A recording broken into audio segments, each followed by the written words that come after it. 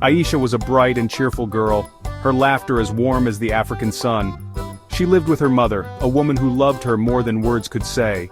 They were poor, their little hut a testament to their daily struggles. But they had each other, and in their shared love, they found strength and happiness. Aisha's mother worked tirelessly, her hands calloused, her back bent with fatigue. She sold vegetables at the market, her voice hoarse from hawking, her earnings barely enough to feed 2 mouths. Life was a constant struggle, a relentless battle against poverty's grip. Despite their hardships, Aisha's mother never lost hope. She dreamt of a better future for her daughter, a future where education would be her weapon against poverty. But fate, it seemed, had other plans.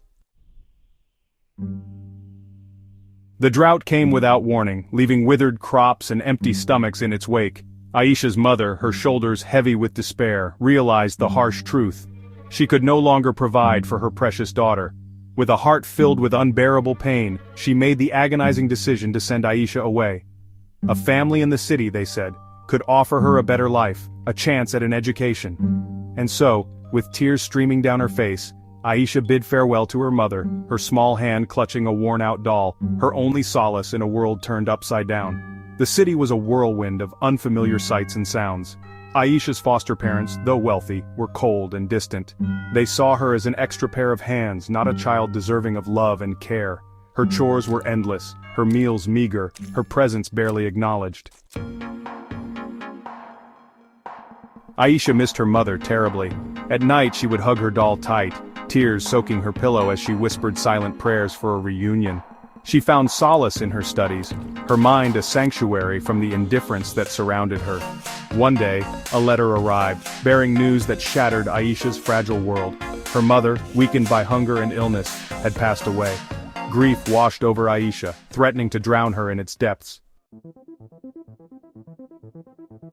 But amidst the pain, a spark ignited within Aisha. Her mother's sacrifices, her dreams for a brighter future, became Aisha's guiding light. She would honor her mother's memory by refusing to be defeated. She would rise above her circumstances, her spirit unbroken.